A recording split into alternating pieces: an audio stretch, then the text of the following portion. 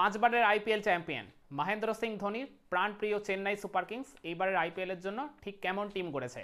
ওই মেগা অকশনের টেবিলে মহেন্দ্র সিং ধোনির ওই ক্ষুরধার মস্তিষ্ককে কাজে লাগিয়ে তারা এইবারের ফুল যে 25 জনের টিমটা গড়েছে সেটা প্রতিপক্ষের জন্য ঠিক কতটা ভয়ঙ্কর হয়ে উঠতে পারে, মানে তাদের দলে ঠিক কীরকম ভারসাম্য রয়েছে। চলুন সেই সব কিছু নিয়ে আজকের এই ভিডিও অ্যানালিসিস করা যাক। এই চেন্নাই সুপার কিংস প্রত্যেক বছরই এমনভাবে তারা টিমটাকে গড়ে, মানে খুব বড় নামের পিছনে তারা কিন্তু ছোটে না, কিন্তু যেসব প্লেয়ারকে তারা ওই জায়গায় কি তোলে মেগা অকশন থেকে বা মিনি অকশন থেকে, মানে তারা কিন্তু যথেষ্ট কার্যকরী ভূমিকা পালন করতে পারে। আর মহেন্দ্র সিং ধোনি তিনি যখন ওই টিমের থিঙ্ক ট্যাঙ্কে রয়েছেন, তো তার ওই জায়গায় চিন্তাভাবনা এই জায়গায় তো একটা বড় ইম্প্যাক্ট ফেলবেই। তো ওই জায়গায় ধোনি মানে যেসব ক্রিকেটারকে আর কি তিনি বাছাই করেন, তো তাদের থেকে তিনি যে ছোট ছোট আর কি মানে রোলগুলো আর কি মানে বের করে নেন ম্যাচ সিনারিওর সাপেক্ষে, সেটাই আর কি দলের জন্য যথেষ্ট কার্যকরী হয়ে যায় দিন শেষে। আর তার ফলে চেন্নাই সুপার কিংস সেই আর কি শুরুর থেকে এখনও পর্যন্ত এই টানা 17-18 বছর ধরে one of the best, one of the successful franchise team বলা চলে এই আইপিএলে। তো সব কিছু মিলিয়ে মহেন্দ্র সিং ধোনির আর কি এই মানে ক্ষুরধার মস্তিষ্ক নেতৃত্বাধীন চেন্নাই সুপার কিংস এইবারের আইপিএলের জন্য একটা দারুণ টিম করেছে। সব দিক থেকে ব্যালেন্সড একটা সাইড বলা চলে। তাদের ব্যাটিং ডিপার্টমেন্ট কিংবা বোলিং ডিপার্টমেন্ট সব দিকেই আর কি খুব ভালো ভালো ক্রিকেটার তারা ওই জায়গায় পিক করেছে। এদের ব্যাকআপ ক্রিকেটারও তারা ওই জায়গায় রেডি করে রেখেছে। আবার অপরদিকে তাদের পেস ডিপার্টমেন্ট বা স্পিন ডিপার্টমেন্ট ভারতীয় আর বিদেশি ক্রিকেটারদের মিশেলে এই জায়গাতেও একটা বেশ তারা পারফেক্ট ব্যালেন্স মেনটেন করতে পেরেছে। কয়েকটা উদাহরণ আপনাদের দিই, যেমন ইন্ডিয়ান স্পিনারদের মধ্যে রয়েছেন রবিচন্দ্রন আশ্বিন, রবীন্দ্র জাডেজা, শ্রেয়াস গোপালের মতো তারকারা। আবার অপরদিকে বিদেশি স্পিনারদের মধ্যে রয়েছেন ওই নূর আহমেদ, যিনি এই মুহূর্তে আফগানিস্তানের one of the best spinner বলা চলে।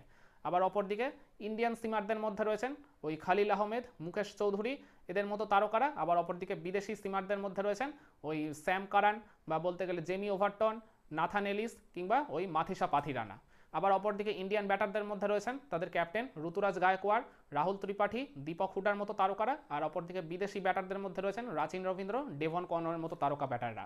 ওই কারণেই বলছি সব ডিপার্টমেন্টেই তারা ওই জায়গায় পারফেক্ট একটা ব্যালেন্স মেনটেন করেই টিমটা গঠন করতে পেরেছে। তো আমরা যদি চেন্নাই সুপার কিংসের বেস্ট 11টার দিকে তাকাই, আমি একটা একাদশ গঠন করেছি, সেটাই এখন আপনাদেরকে বলে শোনাচ্ছি। তো ওপেন করবেন ডেফিনেটলি তাদের ক্যাপ্টেন ঋতুরাজ গায়কোয়াড় আর ডেভন কনওয়ে। তো এই জায়গায় একটা প্রশ্নচিহ্ন থেকে যায় যে ডেভন কনওয়ের এই মুহূর্তে সাম্প্রতিক যা ফর্ম, আর তাদের দলে কিন্তু at the same time Rachin রবীন্দ্রও রয়েছে, যিনি কিন্তু মানে এই মুহূর্তে মানে স্বপ্নের ফর্মে রয়েছেন। চ্যাম্পিয়ন্স ট্রফিতেও তিনি কিন্তু প্লেয়ার অফ দ্য টুর্নামেন্ট হয়েছেন। তো রাচিন রবীন্দ্রকে এই জায়গায় কিন্তু একটা চান্স দিলেও দিতে পারে চেন্নাই সুপার কিংসের টিম ম্যানেজমেন্ট ওই ঋতুরাজ গায়কোয়াড়ের সাথে ওপেন করার। তো আরেকটা কথা আবার মনে রাখতে হবে, এই ঋতুরাজ গায়কোয়াড় আর ডেভন কনওয়ে এই দুজন কিন্তু চেন্নাই সুপার কিংসের one of the most successful opening partnership. 2023 IPL সিজনে চেন্নাই সুপার কিংসের ট্রফি জয় এই দুই ওপেনার কিন্তু অনেক বড় একটা রোল প্লে করেছিল। বেশিরভাগ ম্যাচেই তারা ওই জায়গায় একটা বড় মানে ওপেনিং পার্টনারশিপ করে চেন্নাইয়ের জয়ের ভিতটা কিন্তু একেবারে মসৃণ করে দিয়েছিল। তো ঋতুরাজ গায়কোয়াড় আর ডেভন কনওয়েকে হয়তোবা টিম ম্যানেজমেন্ট প্রথম থেকে কয়েকটা ম্যাচের সুযোগ দেবে। ডেভন কনওয়ে যদি ওই জায়গায় ফেল করে যান, তাহলে হয়তোবা রাচিন রবীন্দ্রকে তারা সুযোগ দিতে পারে ওপেন করার জন্য। নাম্বার 3তে চলে আসবেন রাহুল ত্রিপাঠী। রাহুল ত্রিপাঠীর এই একাদশে থাকা নিয়ে কোনো প্রশ্ন উঠতেই পারে না। গত কয়েকটা সিজন ধরে তিনি বেশ ভালোই খেলেছিলেন ওই সানরাইজার্স হায়দ্রাবাদে। তো নাম্বার 3তে রাহুল ত্রিপাঠীর ব্যাটিংটা কিন্তু বেশ কার্যকরী হয়ে উঠতে পারে চেন্নাই সুপার কিংসের পয়েন্ট অফ ভিউ থেকে। নাম্বার 4-এ চলে আসবেন শিবম দুবে। এই ক্রিকেটারটা গত বছরও চেন্নাই সুপার কিংসকে অসাধারণ একটা সার্ভিস দিয়েছিলেন, ব্যাট হাতে হোক বা আর কি। তার বলিংটা ওই জায়গায় খুব একটা প্রয়োজন না পড়লেও ওই মিডিল ওভার্সে তিনি স্পিনারদেরকে মানে যেভাবে আর কি বেছে বেছে বড় বড় শট খেলতে পারেন, বা বলতে গেলে দলের পুরো টোনটাই ওই জায়গায় তিনি সেট করে দেন ওই পার্টিকুলারলি মিড ওভার্সে। তো তাতে করে শিবম দুবে এই দলের জন্য অনন্য একটা সম্পদ। তো তাকে এই জায়গায় মেগা অকশনে একদম পারফেক্টলি ধরে রাখতে পেরেছে ওই চেন্নাই সুপার কিংস। তো নাম্বার 4-এ শিবম দুবেই ডেফিনেটলি খেলবেন। নাম্বার 5-এ চলে আসবেন বিজয় শঙ্কর। বিজয় শঙ্করও কিন্তু ওই লাস্ট 2টা সিজন ধরে গুজরাট টাইটান্সের হয়ে বেশ ভালোই পারফর্ম করেছিলেন। তো ব্যাট হাতেও কিন্তু তিনি মিডিল অর্ডারে বেশ ভরসাযোগ্য একজন আর কি ক্যান্ডিডেট হতে পারেন। আর এছাড়া যদি প্রয়োজন পড়ে তার মিডিয়াম পেস বোলিংটা 1-2 ওভার কিন্তু কাজেও লাগতে পারে চেন্নাই সুপার কিংসের। তো সব কিছু মিলিয়ে বিজয় শঙ্কর যখন এই স্কোয়াডে রয়েছেন, তো তাকে ডেফিনেটলি একাদশে খেলাবে বলে আমার মনে হয় চেন্নাই সুপার কিংসের টিম ম্যানেজমেন্ট।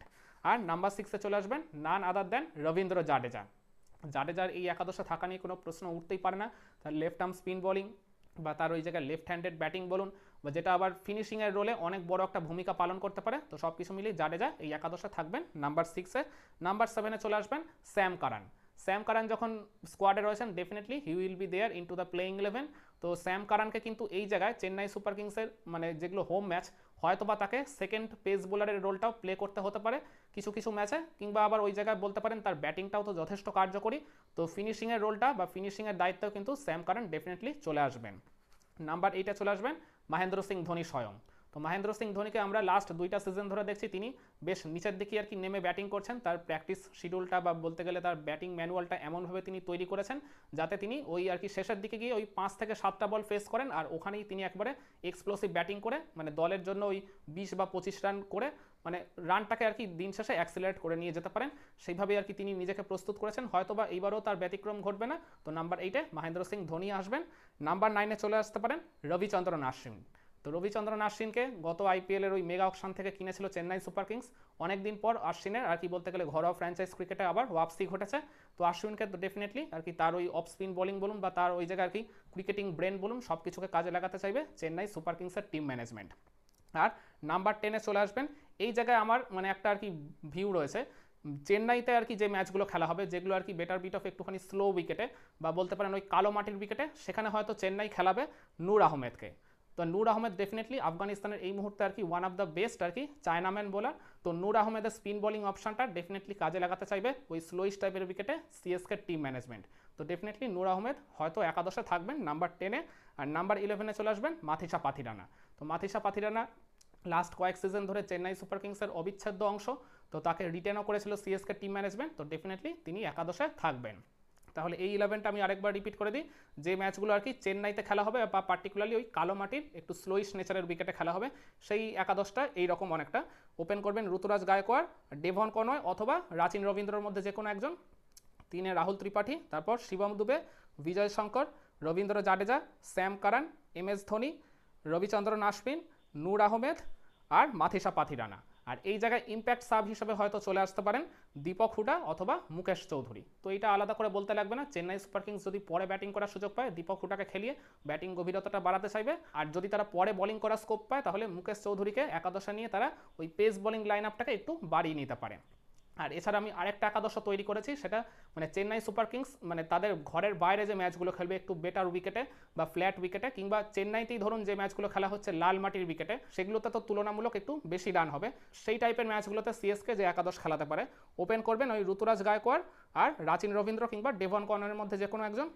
নাম্বার 3-তে রাহুল ত্রিপাঠী, নাম্বার 4-এ শিবম দুবে, নাম্বার 5-এ বিজয় শঙ্কর, নাম্বার 6-এ রবীন্দ্র জাডেজা, নাম্বার 7-এ স্যাম কারান, নাম্বার 8-এ এম.এস ধোনি, নাম্বার 9-এ রবিচন্দ্রন অশ্বিন, নাম্বার 10-এ তখন চলে আসতে পারেন নাথান এলিস। তো নূর আহমেদকে তখন হয়তো বা একাদশের বাইরে থাকতে হতে পারে যেহেতু আর কি ফ্ল্যাট টাইপের উইকেটে খেলা হবে। তো সেই কারণে তখন নাথান এলিসই আর কি একাদশে আসবেন। আর নাম্বার 11-এ ওই মাথিসা পাথিরানা। আর ইম্প্যাক্ট সাব হিসেবে তখন চলে আসতে পারেন ওই দীপক হুডা অথবা খালিল আহমেদ। খালিল আহমেদও একজন ভালো আর কি pace bowling option Chennai super কিংসে, তো তাকে ওই জায়গায় ইম্প্যাক্ট সাব হিসেবে তারা খেলিয়ে দিলেও দিতে পারে। তো চেন্নাই সুপার কিংসের এই সম্ভাব্য 2টা একাদশের সাথে আপনারা কি একমত হবেন ওই কন্ডিশন বা সিচুয়েশন বিবেচনায়? কমেন্ট করে আপনার মতামতটা জানাতে পারেন।